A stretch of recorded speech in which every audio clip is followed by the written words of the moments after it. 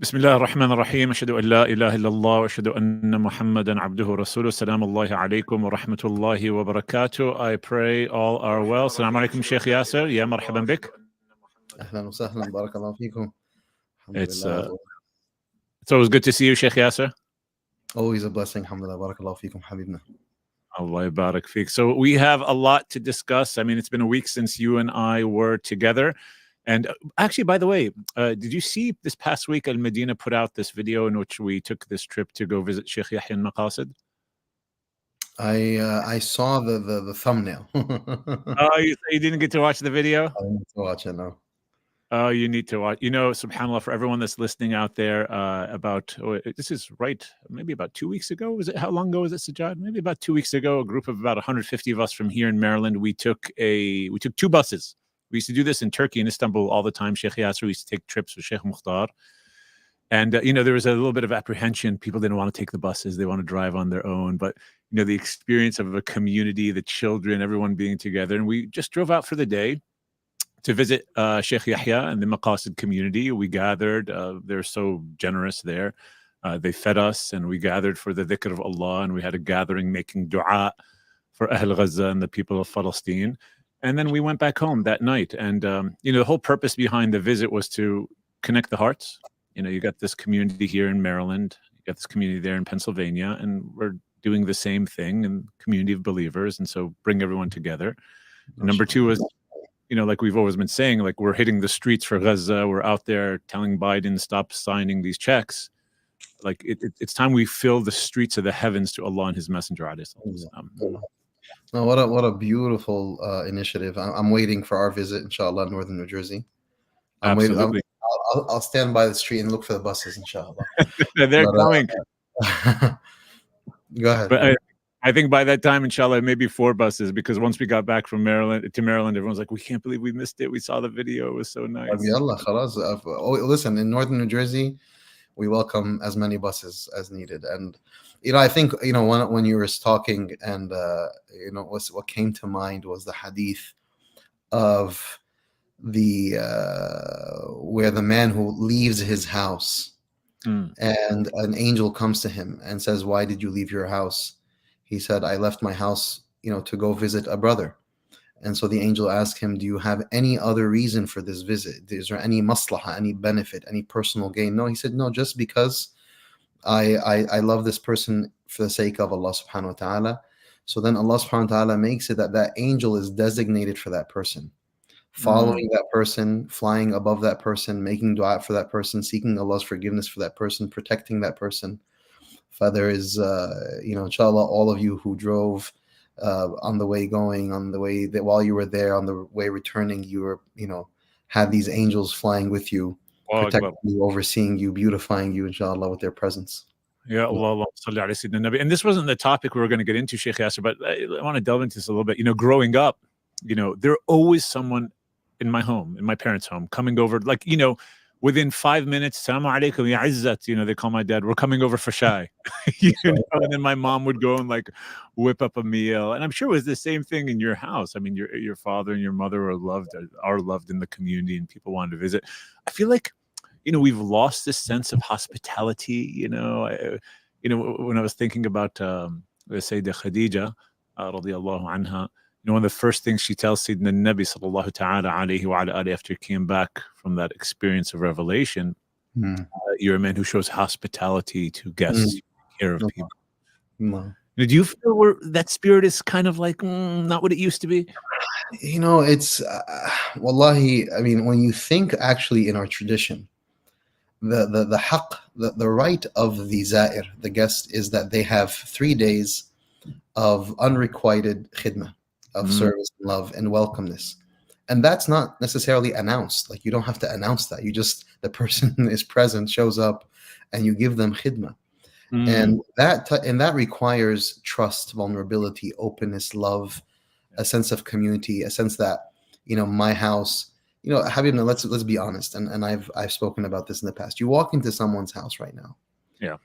And I know no one, get unraveled by what I'm going to say, because everyone's going to be like, oh my God, that's my home. But just take it for what it is. Right. You walk into someone's house, and you walk into their front door, what do you see? Pictures of your children, your wife, your husband, you're this, you're that, your nuclear family, almost as if this is my house. It's a mausoleum. It's like almost like a museum for my family. So there's almost immediately this like, okay, you're a guest in my little kingdom. Mm.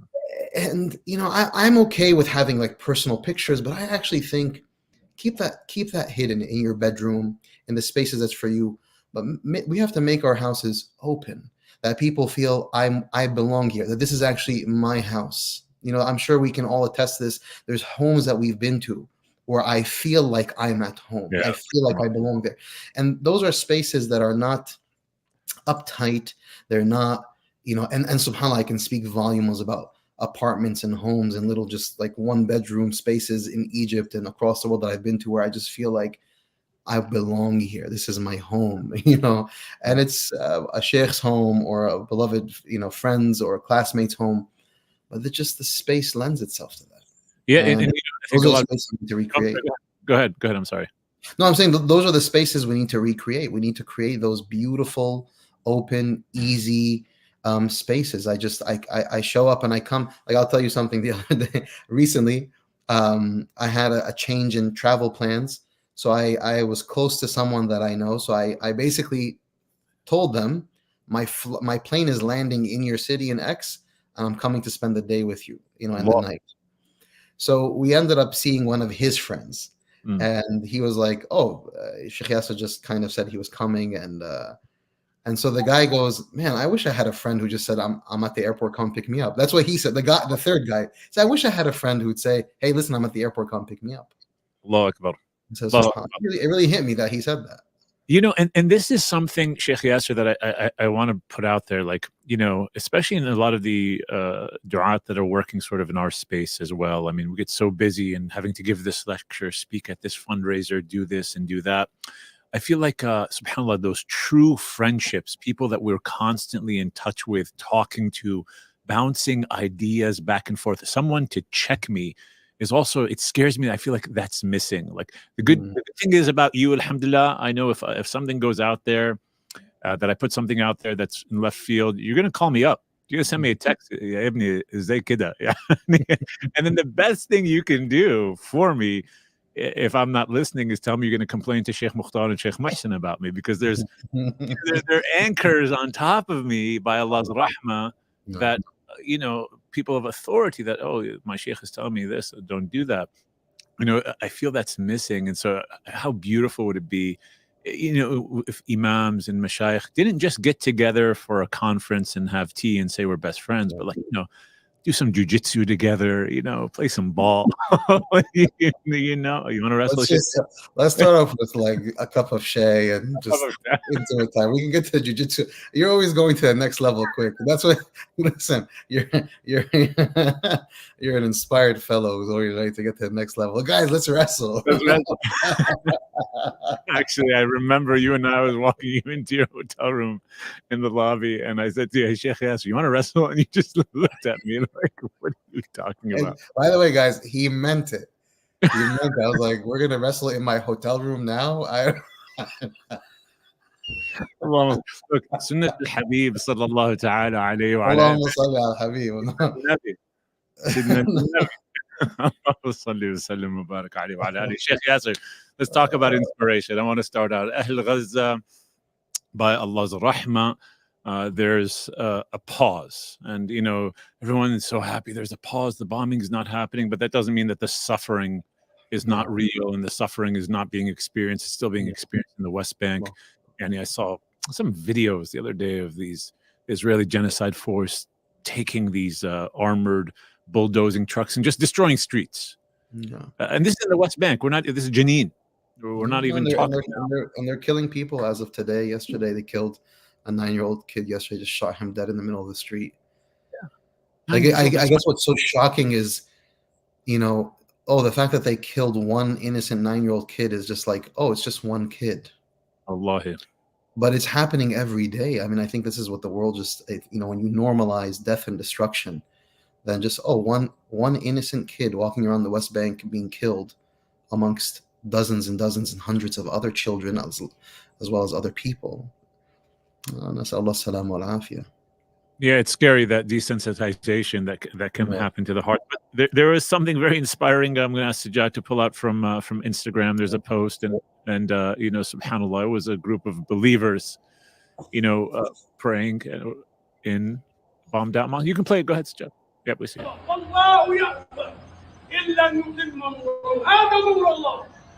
اليوم نصلي في مسجد المصطفى رغم أنف كافرين والله يأبى إلا يتم نوره المصطفى والله يأبى.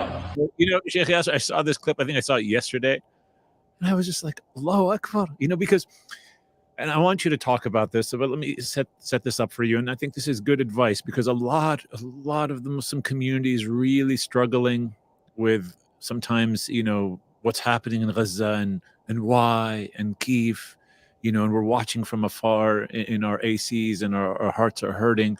And then you see scenes in Gaza like this, a bombed out masjid. Yeah. You're giving this khutbah. Talk to me about it, Shaykh Yasir. You know, subhanAllah, just a few of the words, because, you know, Allah subhanahu wa ta'ala has signs, and you have to look at the signs. So this Imam is saying, you know, they want to extinguish the light of Allah. Yeah. And Allah subhanahu wa ta'ala will firmly and certainly keep his light lit. And that's the power of that. And you notice, what was the name of the masjid? Masjid al-Mustafa. Masjid al-Mustafa, you know, the masjid of the chosen one, Al-Habib, one of the names of Al-Habib sallallahu alaihi wasallam, Al-Mustafa. So it's like, you're never going to extinguish the light of Allah and his Habib sallallahu alaihi wasallam. The believers will come together, whether it is on ruins, whether it is in the most elaborate and beautiful of spaces that are, you know, ornamented with pearls and everything. It's the believers will come together to worship Allah. And you know, subhanAllah, another thought that came to my mind was the other day, my son, he said to me, I listen to things while we're driving sometimes, you know, I want to elevate his way of thinking at times. So someone said, one of these, you know, genocidal, maniacal people said that, you know, we'll destroy the Dome of the Rock, destroy Masjid al-Aqsa. Mm. And he heard that, and he said, Baba, you know, wait, can Masjid al-Aqsa be destroyed? Mm. He said, Habibi, of course it can. And he said, and then he started to tear up, like he couldn't like wrap his head, like Masjid al-Aqsa is so sacred, and you know, and it's so special. Can they destroy it?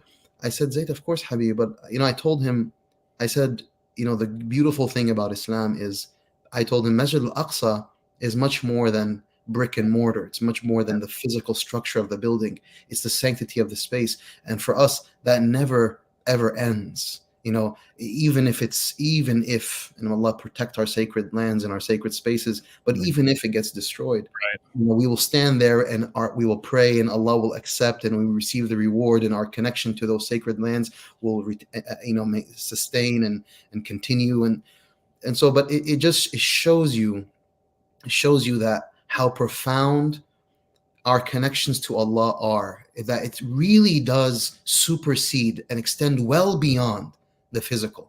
Like, we exist existentially in the metaphysical. Right. We exist in the realm of the divine. And, you know, our love for people, for spaces, for buildings, you know, we will go to these spaces and we'll kiss the walls. Yes. We'll kiss the floor, and we'll seek the barakah, the blessings of these physical spaces.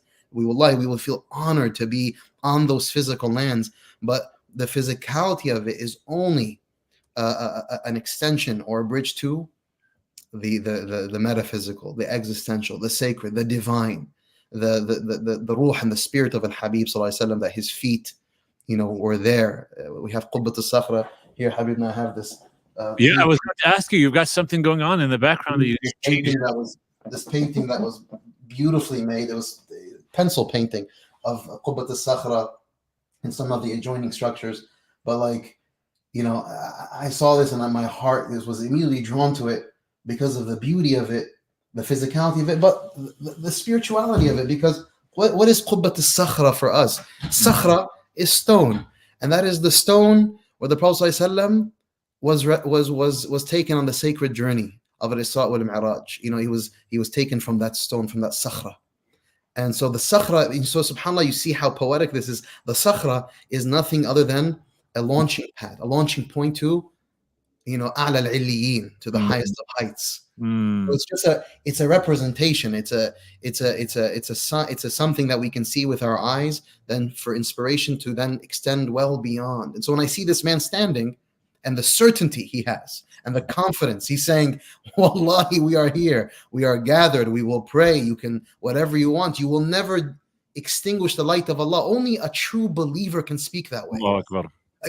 Others may stand there and say, oh my God, look what has happened to my building, look what has happened. No, you just see the confidence oozing forth Allahu Akbar. of Allah wa Rasuluh. This is Masjid al-Mustafa. Allahu Nuru, Allahu Akbar. Alhamdulillah for Islam.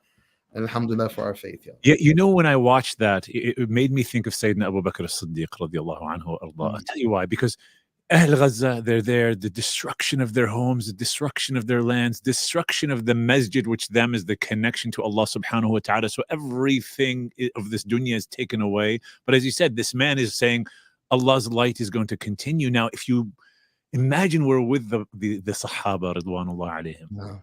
And what's all of their connection tied to?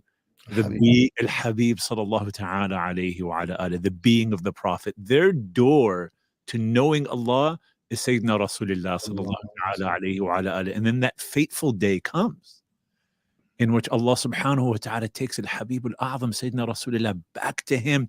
And all of Al-Madina is like, what's... Even Sayyidina Umar is like, it's not true. He was taken to the heavens like Sayyidina Isa. Whoever says Muhammad has died, I'm going to kill you. And who comes with that firm faith? Sayyidina Abu Bakr. Very beautiful. And he recites the ayah, وَمَا كَانَ مُحَمَّدٌ إِلَّا رَسُولٌ قَدْ خَلَتْ مِنْ قَبْلِهِ الرُّسُلُ, that Muhammad is a messenger, like the messengers that came before him. أَفَإِن مَاتَ أَوْ قُتِلَ انقَلَبْتُمْ عَلَىٰ أَعْقَابِكُمْ. If he dies or was to be killed, would you go backwards on your track? And so somehow that ayah is it's a mu'jiza from Allah Azza wa Jal, because here's the one time that I heard it being quoted, but it was quoted at the time that the Muslim Ummah needed it the most. No. Yeah, like this is the reality that he sallallahu ta'ala alayhi wa alayhi is, with all of our connection to him, بأبي وأمي وأعيني وعقلي وجسدي وروحي وكل شيء عندي يا سيدي يا رسول الله. He's there to get you to Al-Mawla subhanahu. No. And you see this man, like, we're going to pray Jum'ah. They didn't say, Shaykh Yasir is not like, we're taking a rukhsa, no Jum'ah today. No. Exactly.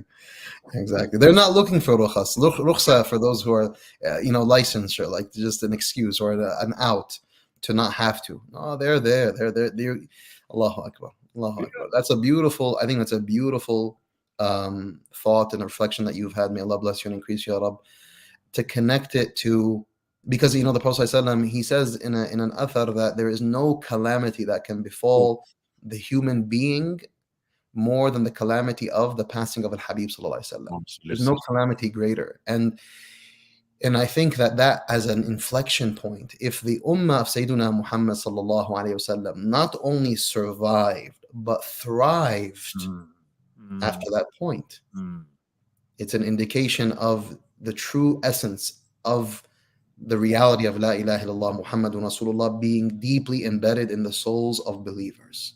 That we do not, once again, we don't get stuck at the physicality. Every single salah, what do we say? Assalamu alayka ya ayyuhan nabi wa rahmatullahi wa barakatuh. We kafil mukhataba, we speak to the Prophet directly in salah.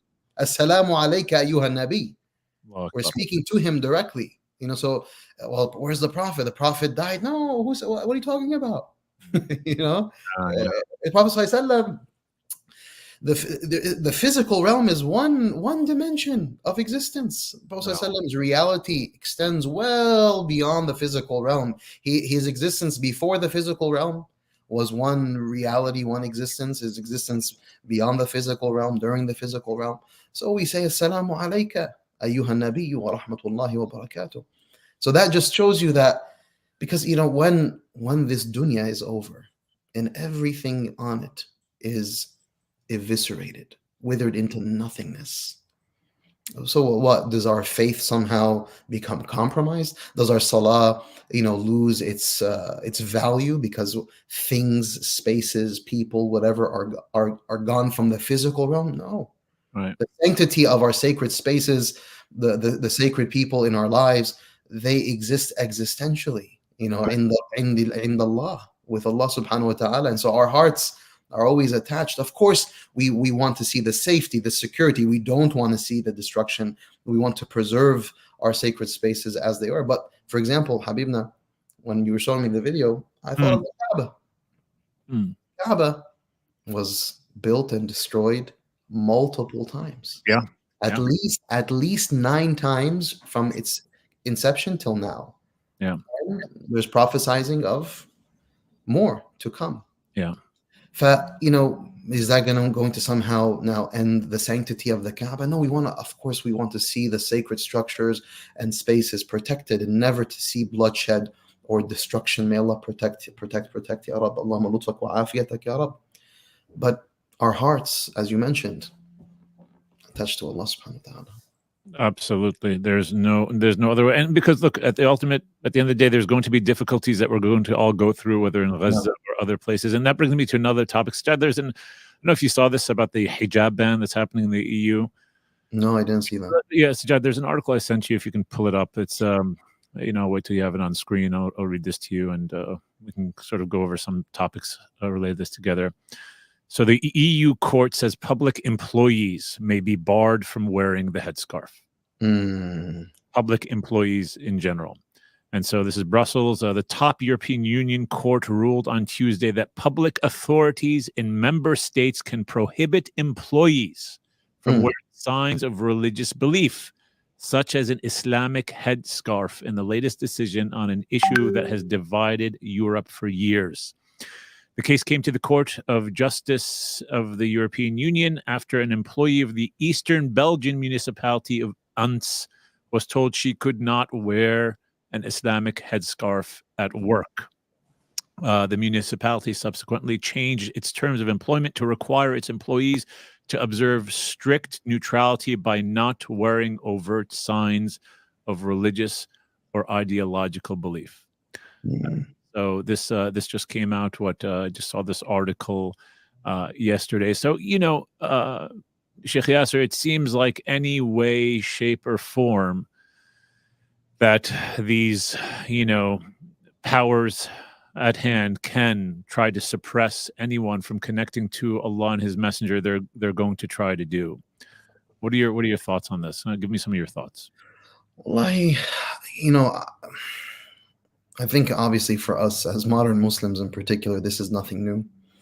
We've seen hijab bans, call for hijab bans from east to west in Muslim lands, non-Muslim lands. I mean, quote unquote Muslim lands, quote unquote non-Muslim lands. Yeah. Let's just be clear on that.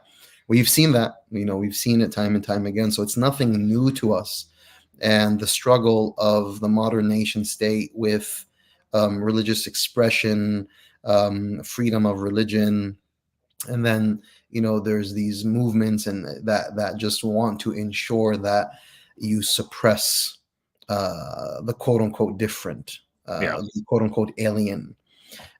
Whereas what it has become more than obvious is that you go from east to west, that the Muslim reality is a present and formidable and fortified reality. You can't delete Muslims. You just can't, no matter how many people who want to delete Islam and the Muslim reality because it just rubs them the wrong way. You just can't. And so what I say to this is, of course, brothers and sisters in Europe should never relent. They should push back with ihsan, with excellence, advocate, speak, and mobilize for rights, for one's right, and for what you cannot. I mean, the concept of suppressing or trying to ban other religious expressions from Christians or Jews is just inconceivable. Right.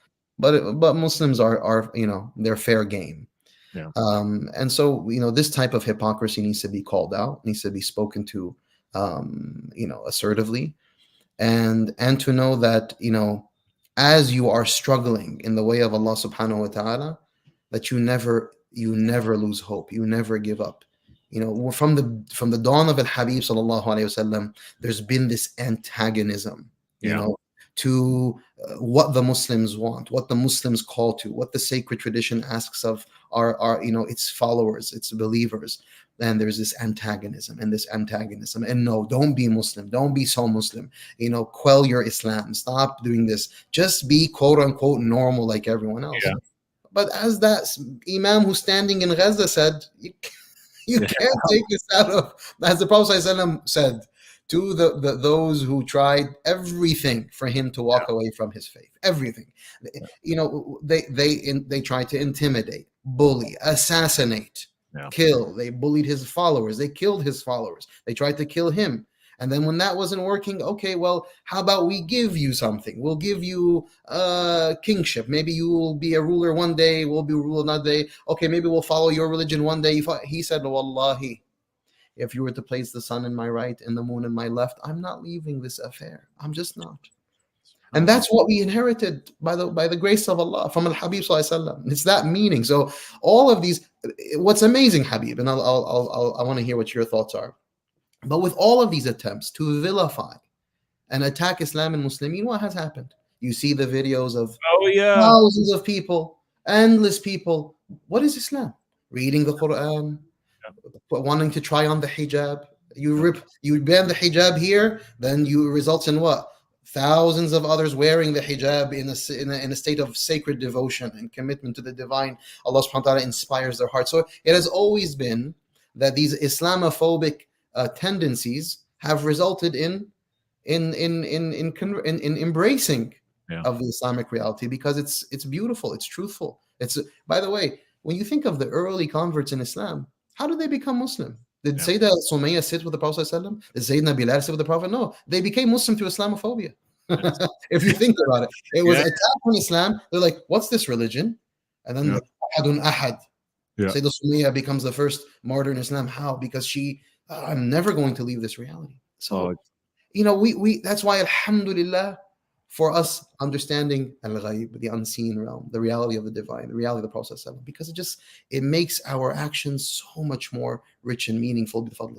Yeah, it fortifies us. And you know what this made me think of, Shaykh Yasir? Remember the 9/11 days? Everyone was afraid. And then, some of the Shaykh were saying, hey, sisters, you can take off your hijab. It's okay. If you fear for yourself, fine, that's there. But I remember visiting Philly.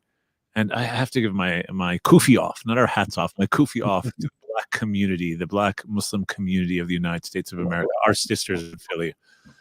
They were just like in the streets, not just with hijab.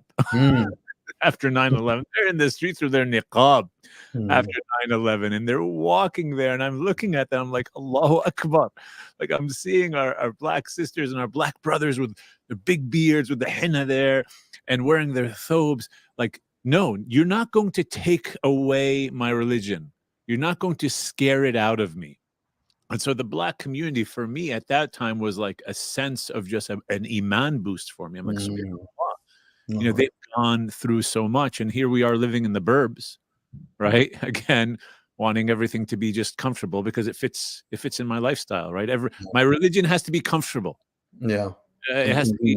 Is to be in that box that just works for me. If you make my religion uncomfortable for me, أنت متشدد يا شيخ ياسر زي كده. Mashallah, I think you're speaking, and even referencing the Black community, that also gives you the power of community, being together, because you're not going to go into Philly and walk down the streets of Philly and intimidate a Black Muslim from wearing her hijab, or a woman, or no. There's power, there's community, there's togetherness, and that also shows us the power of us being together as a community. That we're not going to be as intimidated or feel threatened. But the wolf will eat the lone sheep. So you're alone, you're afraid, you go to work by yourself. Oh my God, I gotta be careful. But when you're around your community, you feel strength. There's, when you go to these protests and rallies, you go to Jumu'ah, khutbah, you hear people talking about Palestine, you feel confident, you feel strong, you're together around your community. But when you're alone, you feel a certain way.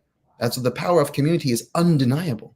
So we take all of these moments because when you're together with your community and then your community is collectively advocating and speaking truth to power and saying, no, this will not be the case. We will not be oppressed. We will not be treated this way. We will not be intimidated. We will not be antagonized. We won't be vilified. Enough is enough. The attempts at vilifying the Muslim community have been day in and day out for years. Like if there's one community that knows, an attempt at vilifying us, making us suspect, having to our identities questioned, our loyalties questioned, day in and day out, it's been us. And it's high time that we say enough is enough. Like we're not like been there, done that. We've tried that. لا يلدغ المؤمن من جحر ضب مرتين. The believer is not going to be stung from the same hole twice. Yeah. No, right. So these skittish, really ugly attempts at intimidating the Muslim community are just they're null and void. Yeah, that's right. You look, and what gives us strength, I tell you, you need four things, really three. You need Allah and His Messenger, sallallahu ta'ala alayhi wa ala alihi. You need the community that's there with you, and you need some MMA skills. You put them all together, Shaykh Yasir, and you just khalas. You want to wrestle? So Shaykh Yasir, I lived in Turkey. I lived in Istanbul for like 4.5, almost 5 years. No. And so many people go and they visit Istanbul and they're so amazed by the beautiful Islamic civilization and tradition that's there. But Turkey as a country, from being the Ottoman Empire to being the current Republic of Turkey, it went through its ups and downs. No. It went through its own Islamophobic challenges. And so, you go there, what's the first thing you notice? If anyone has visited, you notice the masajid, and then the adhan is called. Wow. And there's a clip I have, Sajjad, this the first adhan that you could just play. And you heard it. Yeah, he's already got it going. Yeah, we want to listen to this all day. Like when I was there. We're getting there. We're just having some little technical things going. For everyone, mashallah, we have Sajjad here. May Allah bless him. Sajjad is the one who makes all of this beautiful stuff happen behind the scenes. He's a lover of Allah and His Messenger, sallallahu ta'ala alayhi wa ala alihi. Allah barak fik ya Sajjad. Here we go. Yeah, this is, I think this was someone, I think I found out, was it this on Instagram or YouTube, Sajjad? What are we looking at? We're looking at YouTube, and this is some, he's not a Muslim. I can't even read it.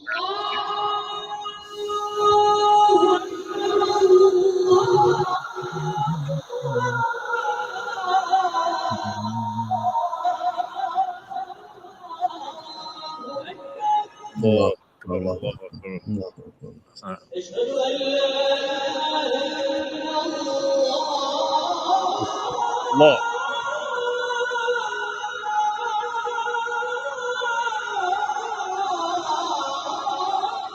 You could tell there's beautiful adhan from PBUH Shamla Jami. I went and visited this masjid in the Ustadh area. It overlooks all of Istanbul. Absolutely heartbreaking, breathtaking, beautiful. But for a period of 20 years, many people don't know, in Turkey, the adhan wasn't called like this. Kemal Ataturk, he came in and he tried to secularize Turkey and wipe from them their deen, which could never happen. Never. Wipe from them all belonging to Allah and His Messenger, which could never happen. No. And in 1932, he made it a rule through the Diyanet, which is the religious authority of Turkey, that the adhan be called not in Arabic, but in Turkish. So for about a period of 18 to 20 years, you can imagine going from hearing that in the Turkish tradition to Sajjad. Can you play it? I found a clip on YouTube. No, you can pull up. This is it talks about it, but there's a clip. There's a YouTube clip there, so I want everyone to hear where it's coming up. Let's see. Yeah, it's that link right there. I'll get it up in one moment. So, they went through their experiences and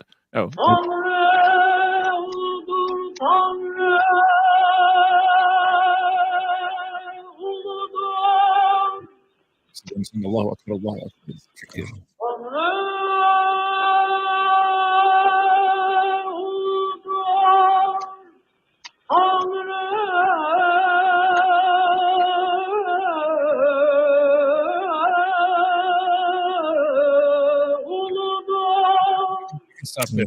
So you see, Sheikh Yasir, this is in Turkey, and many of us, if you go and visit there, you would never imagine this. And Sheikh Ramadan al-Bouti, rahmatullahi alayhi, he has a book, Hada Walidi, where he speaks about his father and how they moved from, they were in the Kurdish provinces of Turkey, and how they moved from there to Syria after one of the students of his father, Mullah Ramadan al-Bouti, and his student saw a dream in which the Messenger of God sallallahu ta'ala alayhi wa ala alihi told the student to tell Mullah Ramadan his place is in Syria. Mullah Ramadan moved, but Sheikh Ramadan al-Bouti rahmatullah alayhi, he talks about the difficulties that he experienced living in Turkey at that time, with army soldiers coming in, disrespecting the mosque, trying to see who's reading the Quran and stopping them from this. Sheikh Muhammad Amin rahmatullahi alayhi, the Sheikh of our Sheikhs, he was telling us that for him to learn the Quran, there was a system where they used to have to ride trains and buses, and there'd be someone there that they would secretly meet with, get in the Quran al-Kareem, and then go home walking countless hours back to their villages. So this is nothing new, Sheikh Yasir, is it? No, not at all. And what's so profound is that if there's one country in the world today that is known for its masterfulness in the adhan, in the call to prayer, it's Turkey. It's Turkey. You know, it's this, and to imagine that it was banned, but the art form today, you go to Turkey, you spend time, you listen to the mu'adhineen as they compete, as they learn, as they study, and the different maqamat, the different styles, of nahawand and otherwise, to see which one is suitable, the type of adhan that's made for the specific salah, so that it suits the je ne sais quoi of that particular salah. It's as an art form that is preserved, to have continue to be preserved, although it was so targeted and demonized, and made illegal, is itself an ayah. It's a sign. The fact that, do you know how many attempts were made to ban the Quran from east to west? By the way, you spoke about Turkey. It's from east to west, attempts at banning the Quran. You cannot read the Quran. You cannot study Arabic. And the text, the sacred scripture, thrives from east to west, memorized in the hearts of millions upon millions of people. The Arabic language spoken as it was, and studied and learned as it was during the time of Al-Habib sallallahu alaihi wasallam. And that's why people who study history, they would just take a different approach. You cannot. It doesn't work. You can try to subjugate, you can try to vilify, you can threaten, you can bully, intimidate, make illegal, whatever it is. You cannot strip this from the heart of the Muslim community. It just doesn't work. It's never worked. It's not going to work today. It's not going to work tomorrow. And that's, and for even us as a Muslim community, we have to become familiar with our sacred tradition, with our lands. Our Uyghur brothers and sisters in East Turkmenistan. There was a brother that I knew in Boston whose brother they're Uyghur. He was taken to the re-education camps. Oh boy. And you know what he told me why? Because his brother had in a drive, like one of those computer drives, he had one audio file of Quran recited by Mishari al-Ifasi. Just one. He had one. They found the audio file, taken to the re-education camps, i.e. concentration camps. Why?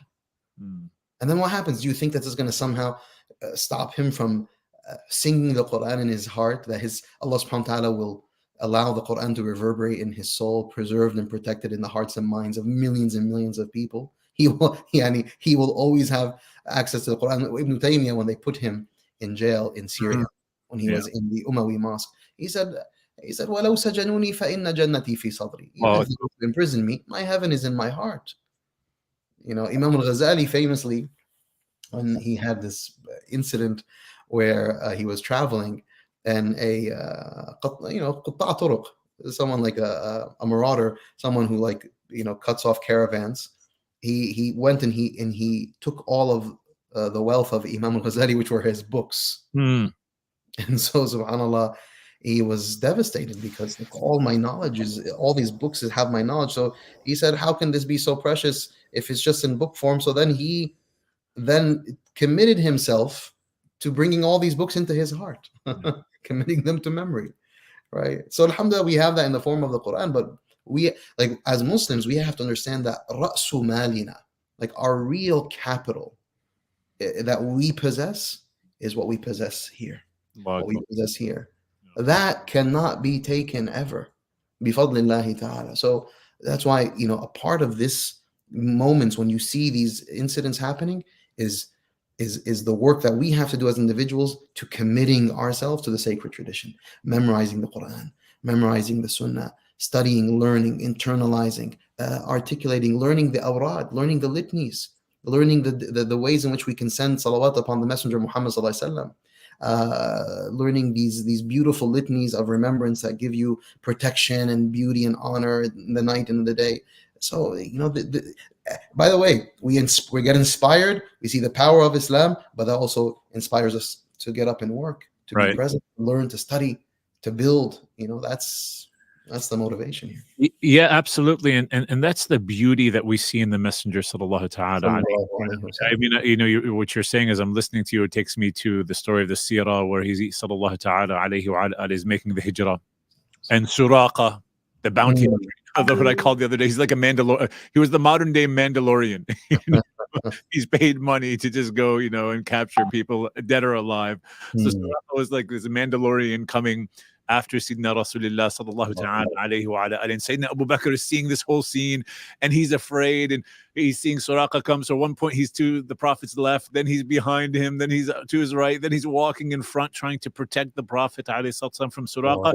And the whole time Sayyidina Nabi sallallahu ta'ala alayhi wa ala is just reading the Quran al-Kareem. He's just with Allah, and to be in that state, it doesn't happen overnight for him, sallallahu ta'ala alayhi wa ala, of course, but for us, it's a gradual state. Like, we have to put time and effort into these things. I mean, I would give you an MMA example, but you may get upset at me, but can I? Let me take a sip of coffee while but if you're a practitioner of jiu-jitsu or Muay Thai, you don't become a black belt overnight. And the problem is, as a white belt, you walk in there and the first thing you want to do is, when am I getting my blue belt? You just started yesterday. It takes 2.5, 3 years of practicing 3, 4, 5 times a week, an hour long, so you can just gradually get 1% better every day. No, it doesn't happen overnight. I promise you, it will never happen overnight unless you're just so gifted in that particular art, and all of a sudden, wow, you had that raw talent. But 99.9% of us, we have to work really hard to get to that state where you progress from a white belt to a blue belt, then from a blue to a purple to a brown to a black. And once you get to a black, it may take 10 years, 12 years. And then you realize at that point, you really don't know anything.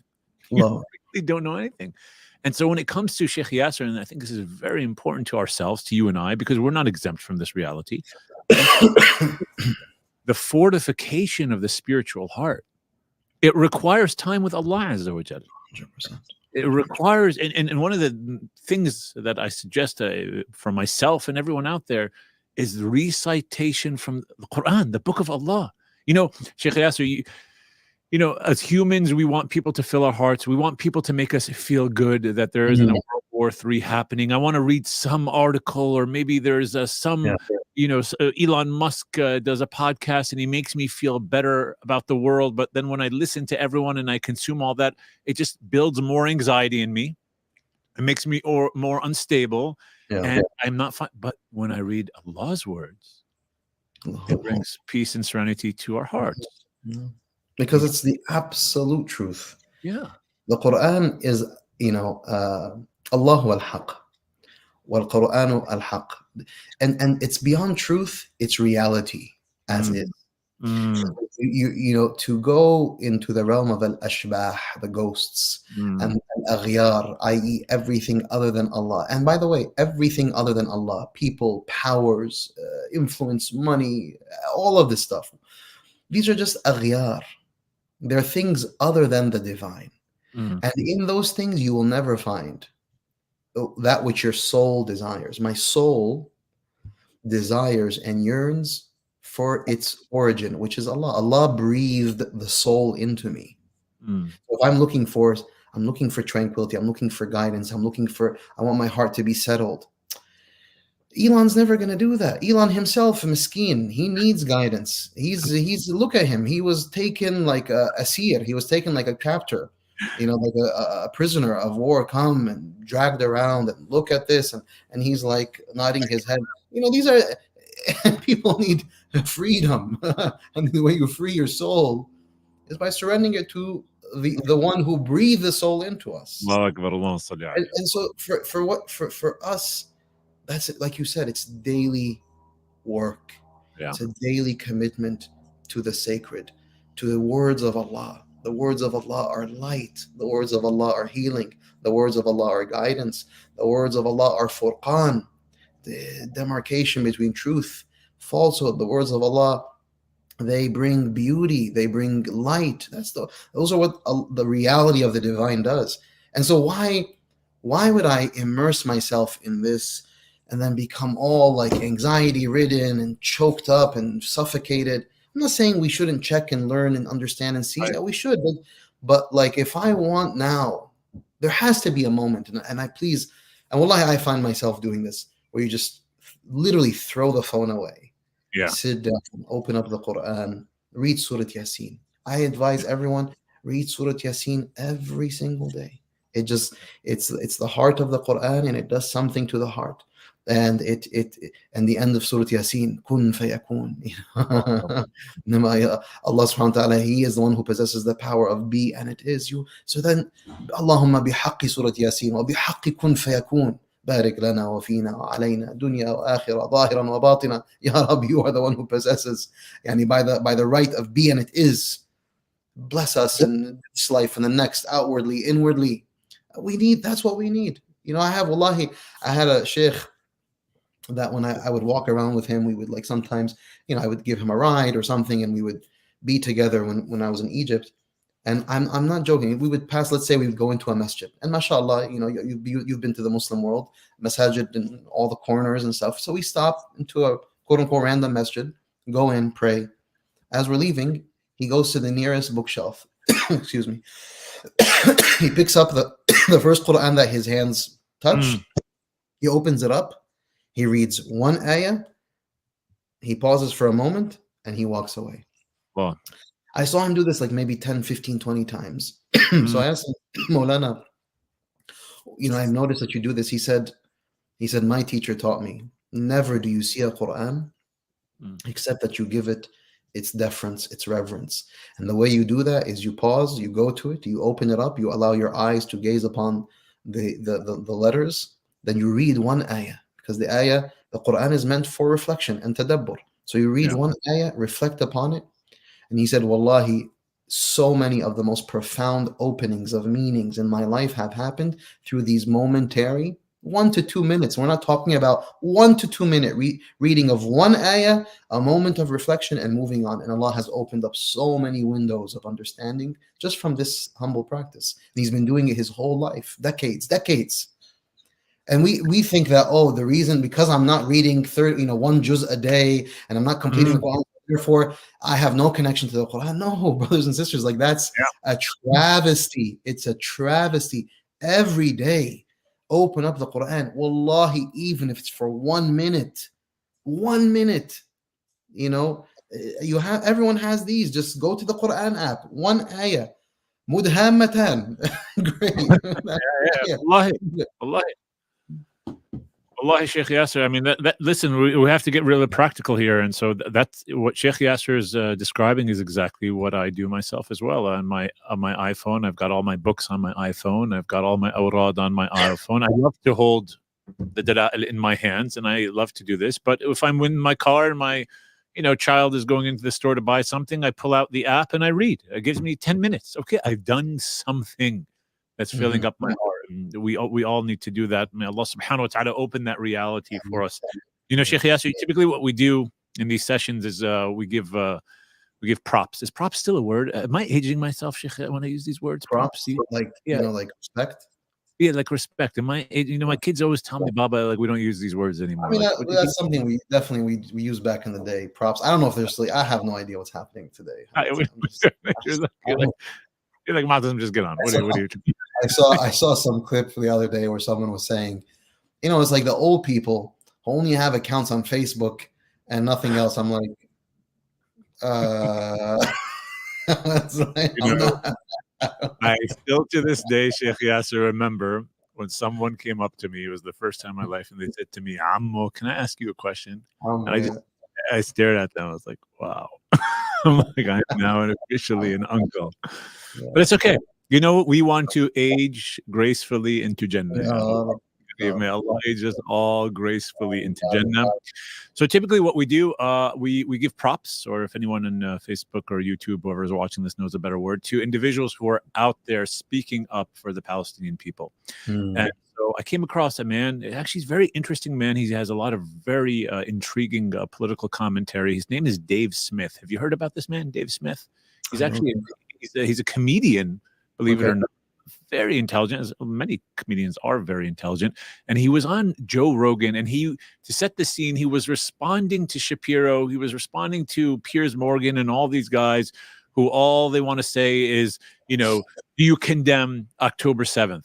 Yeah. And so Dave himself is Jewish, and he's been out there in the front lines defending the Palestinian people and the plight of the Palestinian people and all the challenges that they went through. And so I want to play this clip, Sajjad. I think I have it starting from a particular minute there. Yeah. And we're going to listen to it, and then we're going to discuss it. I think we have to listen for how long is it? Like 2.5, 3 minutes or so. But let's listen to it. So in 1947, and this is like right in the aftermath of World War II, and the British Empire was basically crumbling, and they had been ruling the territory of Palestine under a mandate. And so they basically washed their hands of the situation. There had been issues for years already. And they kicked it over to the United Nations. And the United Nations was a brand new organization, or like a year old or something like that. And they had no authority to like create states out of nowhere. It was a recommendation. They go, we recommend this partition plan that would have given 56% of the land to the Jews for a Jewish state and 44% of the land to the Arabs to have an Arab state. And at the time, the Jews, the Zionist settlers there, they owned about 10% of the land. And so this recommendation was that they get 56% of the land. And so immediately the Zionist settlers accepted. They went, yes, great deal. We'll take 56% of this. And the Arabs were like, no. That's not a fair deal at all. And then pretty immediately. We're gonna continue on, Sheikh Yasir. He sets up sort of the whole situation as to the history of how everything is happening. But what's really interesting, I don't know, Theodore Herzl, who was, the father of Zionism. He actually was trying many times, as Sheikh Yasir, to meet with Sultan Abdul Hamid al-Thani, who was the Ottoman Sultan, to get land in Palestine, in Palestine. And he met with him. He finally got the meeting, and he gave him an offer. And the offer was to the Ottoman Sultan, Sayyidina Abdul Hamid al-Thani, that we will pay off all Ottoman debts if you just give us the land of Palestine. Yeah. And of course, Abdul Hamid al-Thani said no. I will never do that. I'll never turn my back on the Muslims. And it's very interesting because behind the scenes, Sheikh Yasir, this same dialogue is actually happening with Egypt. Yeah. If you take the Ghazans and you put them where? In Sinai. Yeah. We'll take over your debts for you. And I'm very intrigued to see what the response is. But can we continue this video, Sheikh Yasir? Yes, please. Immediately after that, there's a great book by Sheldon Richmond called Coming to Palestine, if you're interested in the topic and you want to see. But immediately after that, a bunch of essentially like Zionist militias started kicking Arabs off of the land. Like, hey, the UN said this part's ours. And like first a civil war broke out. And in this process, hundreds of thousands, between 1947 and 1948, the total number is around 750,000 Arabs who were forced out or fled. And And then in 1948, Israel declared independence. And then, as a response to that, outside Arab nations invaded, got involved in the fight. Israel won. And then after Israel won the war, they seized about 80% of the land. So they were offered 54% or recommended 54%. They won a war, and then they just took 80% of it. And then in 1967, so this is in 1948, then, but at that point, at the end of the war, the portion that is the Palestinian territories today, that was the West Bank and East Jerusalem, that was controlled by Jordan, and Gaza was controlled by Egypt. And then in 1967, Israel launched a preemptive war, and they won again. And then they just took 100% of it. And then they just took control of the West Bank, all of Jerusalem, and Gaza.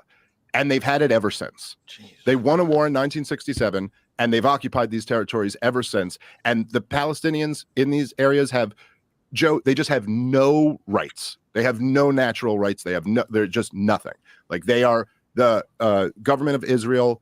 For most of the time, they were literally occupying it with the IDF, like not worse than martial law, because it's like a foreign military, like foreign occupation. And they've always maintained control of everything that goes in and out, what supplies, how much food, how much water, how much electricity, all of these things. And look, it's just, if you're going to talk about this situation, as so many people do, like so many people in like Ben Shapiro's camp, that they talk about this conflict, talk about October 7th, and just leave all of that out. And if you do that, you're just not really having a conversation about what's going on here. You know what I mean? Like, you can never really like grapple with the situation if you don't at least acknowledge. Yeah. So I want to first, give a shout out to Dave Smith. Thank you for being truthful. Thank you for being online and willing to share that out there on the Joe Rogan podcast so people can hear it. Dave Smith himself is Jewish, and he's been out there in the front lines arguing with these Zionists in defense of the Palestinian people.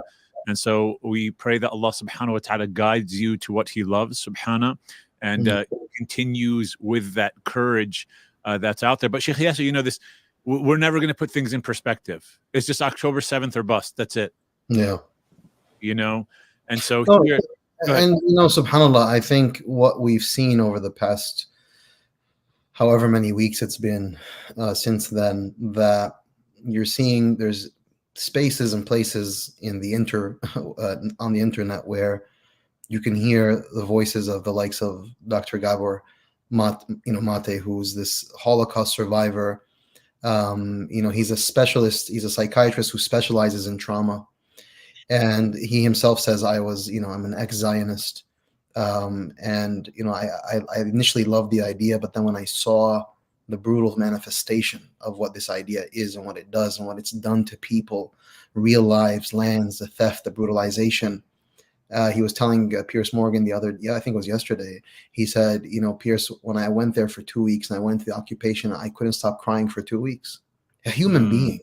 And I feel like Dr. Gabor, he's a human being who just feels deeply the human condition. And anyone who is just able to turn off the propaganda, turn off like the very myopic narrative that I'm just hysterically committed to, and just actually study. When anyone who speaks, and especially, by the way, especially people who identify as Jewish, they will tell you, they'll say, I used to, but until then I learned and I studied Norman Finkelstein, Noam Chomsky, Ilan Pape, Gideon Levy,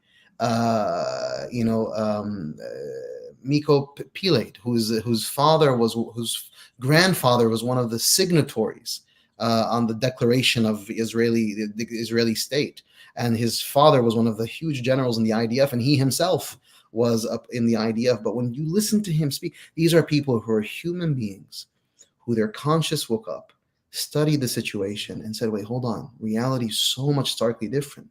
But if you're blind by your hysterical narrative about what is and what isn't, you don't give yourself a moment to think or reflect, then that's what happens. You keep on pushing along. I mean, the level of genocidal language. It's not. I mean, the Palestinian people have been through hell for well over 75 years. It's over 75 years, by the way, because it's even under the British mandate. And he referenced, the Zionist terror groups like the Irgun and the Haganah. I mean, the Palestinian people have been suffering for over almost a century now. And you have to read Rashid Khalidi's book, 100-Year War in Palestine. Very informative, simple book. Every Muslim, every human being should read it, right? We should drop that link. So try to the 100-Year War in Palestine by Rashid Khalidi, who, subhanAllah, in the beginning of the book, he tells you about the correspondence between his great uncle, who was the mayor of Jerusalem, and who was a lettered man, well-traveled, well-learned, went overseas, and so on, and his conversations with Herzl. And it shows you, subhanAllah, like, Herzl, he was an atheist, ethno-supremacist to no end. This was a man who was coming in from Europe with a very distinct idea of nationalism, ethno-supremacy, etc. And in his memoirs, he talks about proactively what ethnic cleansing needs to look like, how we're going to disperse these like peasant Arabs from these lands, like these beneath peasant Arabs. And that idea has never ceased to exist in the Zionist milieu, that these are third-rate human beings, like beneath us, inferior races. And subhanAllah, in settler colonial projects have always manifested in these ways, right? It's like the inferior and the superior. Yeah. We are the superior. These are the evidently inferior. Even if you look at the mockery of like TikTok trends from Israel, you'll see like, people dress up and like Arab women who are missing teeth and they look like they're all disheveled. And subhanAllah, how many doctors, lawyers, journalists were brutally murdered in Gaza alone, right? Let alone, so subhanAllah, it's just, and not to say that people who are not, if you're not some sort of like, if you're not a doctor or you're some beneath, no, every human being is sacred. And like, inshallah, I'm sure soon we're going to talk about the soul of my soul. These are the spiritual giants, the real human beings who are walking around, who come from a tradition of mercy and love and care and genuine mahabba, genuine love for the human condition. Yeah. Wallahi al-azim. I mean, and another really important person to read is Avi Schleim. He's a historian at Oxford, also someone who's an ex-Zionist, and he talks about in his personal memoirs about being the Arab Jew. Like he kind of brings back into the academic space, where he kind of brings in this resurgence of the idea of the Arab Jew, like the lachrymose, they call this in historical like Israeli studies, the lachrymose narrative, which is only the purely European narrative, which is littered with abuse of the Jewish people. I mean, the European history when it comes to the Jewish people is dark. Like what Jewish people went through in European lands is painful. It's ugly, and obviously culminated in the evil of the Holocaust. But that was not the reality of Jews at all in Arab lands, at all, not even close. Subhanallah. Yeah, and that's what I was going to bring up, Sheikh Yasir. You already like in the 1800s, they're living in peace with the Arab. They're living in peace for 1,000 years, not just 1,000 years. Yes, for 1,000 years, absolutely. In Baghdad, in Iraq, in all other places, they're welcomed all over. And it's like in the 1800s, you look at Germany, you look at Poland, you look at Austria. They were the ones, the Europeans, who were responding, the Russians, for the persecution of the Jews, not the Muslims. Our view is practice your deen. And that's the amazing thing, is that because some of these really twisted tropes and just outright lies about the obsession of the Arab and the Muslim to just want to see Jews hurt or killed. Crazy. It's an absolute abomination of a lie. It has no traction, not only in our sacred tradition and our scripture, but civilizationally. You can look at history. Even when some of these khubatha, they try to play the game on they say, Salahuddin, he embraced, yes, not just Salahuddin. It was, Jews were embraced, protected. Look at Maimonides. Musa ibn Maymun, he thrived as a Jewish theologian. We study his works. When I was in Azhar, we would study the works of Maimonides alongside, the brilliant minds of Al-Razi and Imam al-Ghazali and others. But he thrived in Al-Andalus. Yeah. And then when Al-Andalus was going through its hardships and so on, and many had to leave, Jews, Muslims, and Christians, where did he ultimately go? Maimonides went to another Muslim land, Egypt. And then he became the personal physician of the Sultan, and he thrived there. And he had his own maqam, his own station amongst those people. And that all happened in Muslim land. So any lie, egregious, despicable lie, that the Muslims and the Arabs have this inherent problem with Jews is just a lie. It is a nasty, and subhanAllah, that if you're projecting whatever reality was happening in Europe, onto us, then just own it. Own it that's a false projection. The problem was in those lands, not in the lands of the Arabs and the Muslims. That never was the case. And so is, the real possibility of peace and harmony is when Muslims, Christians, and Jews live together peacefully and harmoniously, not with ideologies that are about supremacy and subjugation and occupation, and it does not work. It didn't work in South Africa. It didn't work in the East. It didn't work in the West. That type of settler colonial ideology, it's just not a historically viable enterprise. So Jews, Muslims, and Christians and human beings have to come together to think differently about what it means to live together on this earth in harmony. And we have histories where that has happened, alhamdulillah. And so I pray that and people like you, this brother that you mentioned who was on Joe Rogan, and scores of 300 Holocaust survivors have condemned what's happening in Palestine. Yeah. So it's just the narratives, the truth is there, alhamdulillah, and the truth will never be extinguished by the fadl of Allah, because Allah is the truth. That's it. And reality is always history. History always shows and ultimately exposes reality for what it is, right? The reality of the Palestinian people, their condition, and inshallah, that truth will be known to everyone. And so, speaking of that truth, I mean, let's show the humanity of these hearts of Palestine. I mean, in closing, the cover, Ruh al-Ruh, the soul of my soul, this grandfather who, Shaykh Yasir, who moved all of our hearts, the death of his grandchildren and his narrative and his story that he tells, and you see this man in pain, this man of faith, this man who loves Allah and his messenger, alayhi salatu wasalam, and he's pouring his heart out about his granddaughter. And so I want to play this clip. It's a few minutes long, and for those that are listening, there's subtitles here. You can watch the video later on, and then we're going to comment on this. But Bismillah, Allahumma salli ala sayyidina nabi. بنتي ساكنة عندي، احنا ساكنين كلياتنا في بيت واحد. هذه كل يوم حياتي وروحي وعشقي، وكل لحظة بتكون في حضني، كل لحظة. هي وطارق مات معها، كان نفسي صوروا طارق معي، طارق وريم، بس ريم يعني أقرب إلي، انولدت في نفس تاريخ ميلادي وبنعملها عيد ميلاد. كل يوم تقول لي قبل ما تموت، تقول لي اسمي أنا يؤي عندها، يؤي، اللي ذاكر الموز ذاكر البطيخ، يا يؤي، تلحسني من وجهي، تلحسها من وجهها، بس مات. بقيت احكي لها اصحي يا حبيبتي اصحي، حسيت انا نايم بس مات. حضنها كل يوم عندي، صحيني من النوم الصبح الظهر العصر، جيب لي حاجات، طششني، اطشش على البسكليت، نروح اورجيهم على المدارس كيف الناس المعاناة تاعت المدارس. شفتها هي وطارق نايمين بين آلاف الجثث، أنا فوق 100 جثة. لقيتهم يعني كلهم غبرة ونايمين، يعني حسيتهم نايمين. اصحي يا ريم، اصحي يا طارق، اصحي يا ريم، نايمين يا حبيبي نايم.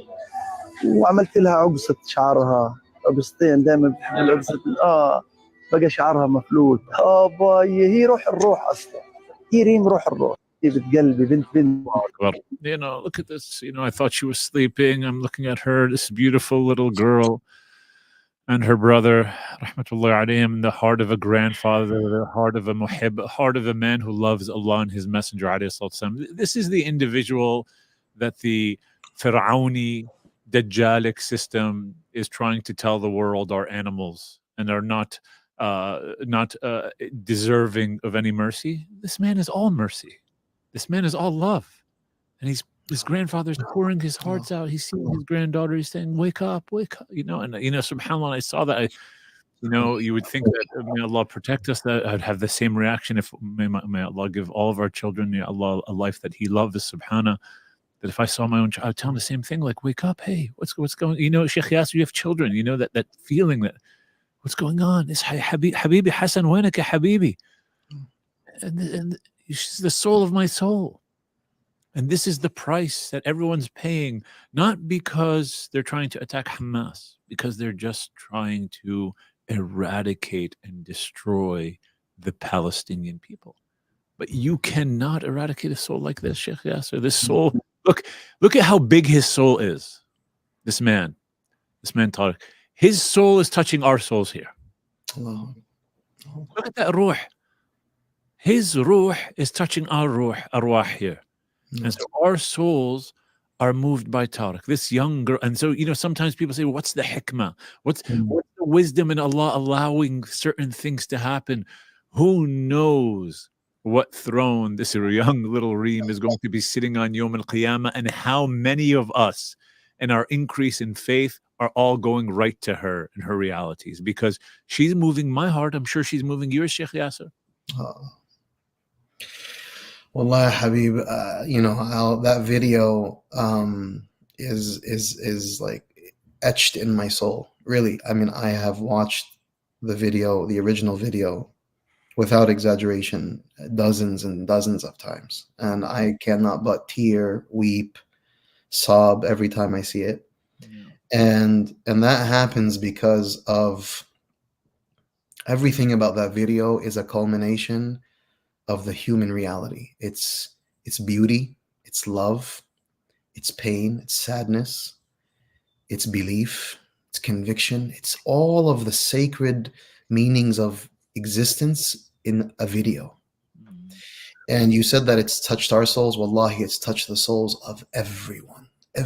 There are. I've read and listened to so many people comment on this video, and you know, non-Muslims who are talking about what I'm witnessing and seeing is the purity of love. That is a man who's in love, and he had a love story with his granddaughter, and to kiss her eyes so gently the way he did, and to open them up. And he said in the video, he said, I braided her hair because that's how her mom always kept her hair, right? He would, you know, she would keep them in those braids. And you just saw the tenderness and the way he rubs his beard on her forehead. You know, you can imagine how we play with our children. That girl, Reem, Allah, I mean, I see my daughter, Khadija, who's maybe 2 or 3 years older than that girl.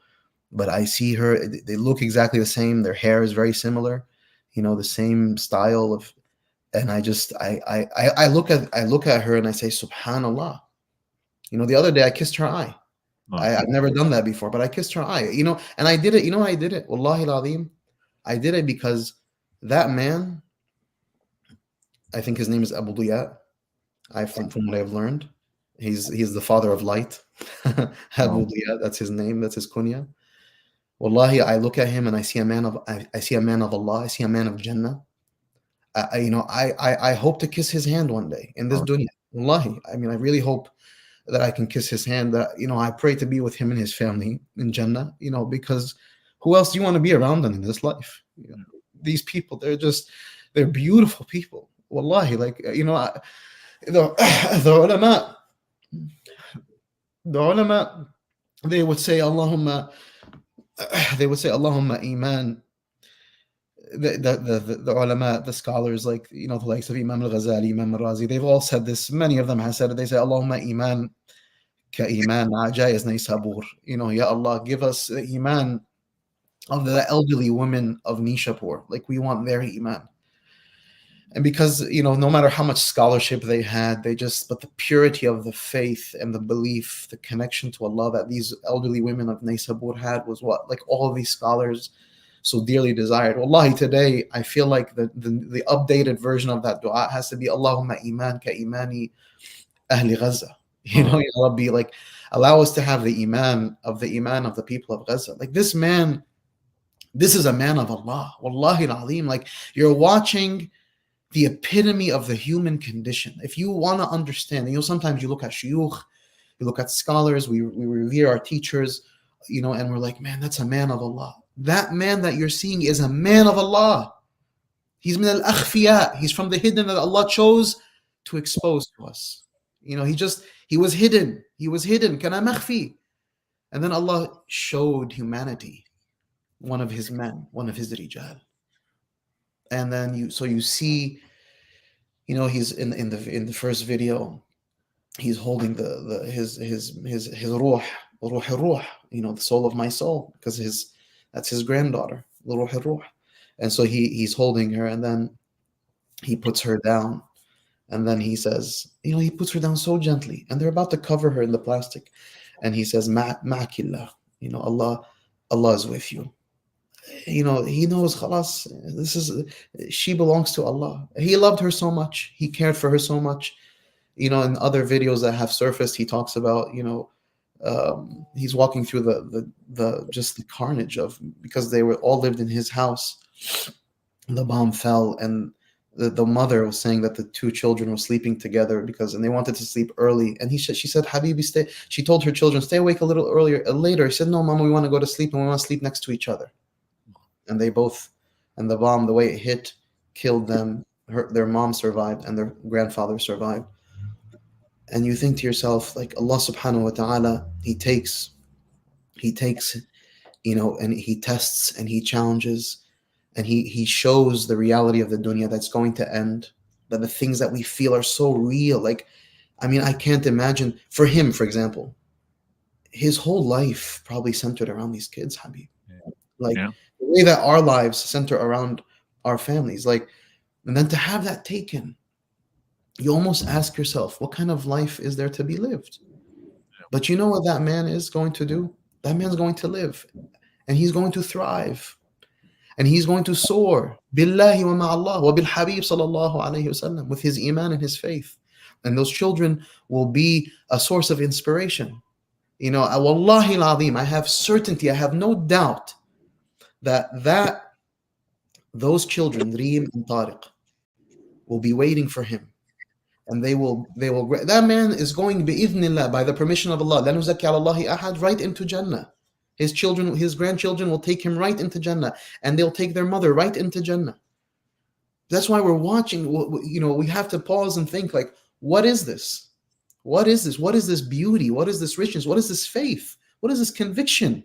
What is this trust in Allah subhanahu wa ta'ala? You know, to thrive the way that he's thriving, to stand tall and beautiful, and to see him. Do his tears take away from, this is a man of Allah? You know, the Prophet ﷺ, when the companions saw him crying for the passing of his son, Sayyidina Ibrahim, and he said, Ya Rasulullah, what are these tears, you know, that we see from your face? He said, Inna al-ayna la tadma, wa inna al-qalba la yahzan. You know, the eyes, they will tear, and the heart will experience sadness. And we are saddened by the passing of Ibrahim. And so, you know, this father and this grandfather, this man of Allah subhanahu wa ta'ala, I feel, wallahi, I feel blessed to have come to know him. Wallahi al-azim, I pray that one day I can kiss his hands. I pray that I can be with him and his children and his grandchildren in Jannah, in the company of Al-Habib sallallahu alayhi wasallam. Wallahi, I pray for that. I really, Habib, I really mean that. I'm not just saying that. Like, I really hope, because this is a dunya. This is like these people, bidunya wa ma fiha. Like, all of existence is does not even pales in comparison to the reality of a man like this and his family. And so may Allah subhanahu wa ta'ala bless him more and more, give him so much happiness that he never experienced in his life.